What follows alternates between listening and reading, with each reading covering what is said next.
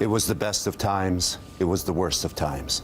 It was the age of wisdom. It was the age of foolishness. It was the epoch of belief. It was the epoch of incredulity. It was the season of light. It was the season of darkness. It was the spring of hope. It was the winter of despair. We had everything before us. We had nothing before us. We were all going directly to heaven. We were all going direct the other way. To be more specific, it was Tuesday. And Seed! Hey-o! Colin Mochrie, everybody! That was an excellent. Thank you for doing that reading. It is Colin Mochrie, not quite the classics. As you can see, you're going from, you know, whose line to a little game sort of in your book, like a first line, last line, and then it's all your creative genius in between. Yes, that's the theory. How did you come up with this? Well, my agent made me write it. And I thought, well, you know, I didn't really have a story I wanted to, you know, I didn't want to write about my life, which has been great, but not that interesting. So it's 12 short stories, and I thought if I took the first and last line from classic novels, 2% of the book's already written, and then I would just make up the middle. Which is hard to do because you really do veer off. And did you bounce off anybody? When would you do the writing? Would it just come to you at night? I mean, what was your process like? Oh, it was drinking heavily, and then, because I would go, you're supposed to do that apparently when you're an author. I would write whenever I could. So mostly on planes, when I get up first thing in the morning, just start typing away and hope for the best. And I heard you kept this from your wife until it was finished. Why? Just because she's incredibly supportive. And who needs that? Right, who needs that?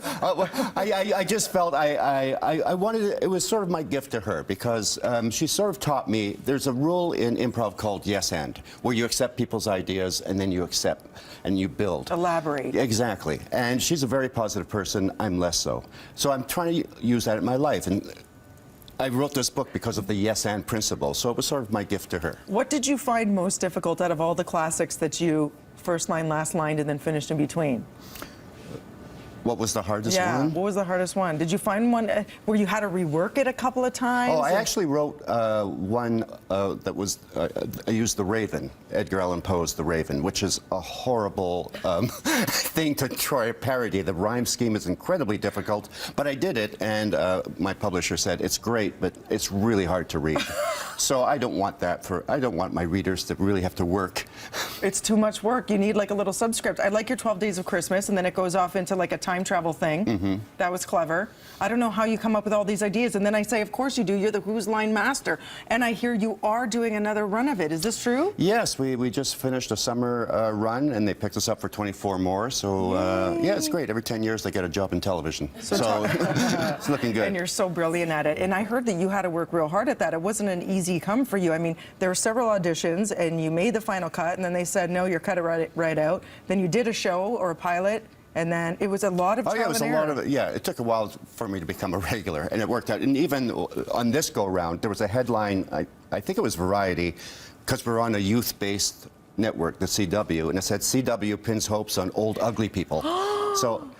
No, they did not. They did. People are so mean. Aren't they? It's like in show business, Or something. Where they're supposed to be nice to you. And is it true you wanted to be a marine biologist when you were a little wee one? Yeah. So do you still have a love for all things? I do. I think it all worked out for the best, though. I think so, too. Yeah. But occasionally you'll still want to maybe swim with the dolphins or do some scuba diving. Just do some laps in a pool in Florida. You know what? Did you see that? I did. They had quite the setup. They did. And you, of course, not only is this book out, which I think is great for a gift. I mean, you can all take turns having a little latte or eggnog over the holidays and read one of your chapters, right? Absolutely, yes. It's fun, easy reading. Colin's book is called Not Quite the Classics. It's available at all major bookstores. Penguin.ca, at Colin Mochrie. Follow him on Twitter, as we all do. You always have very fun things to say.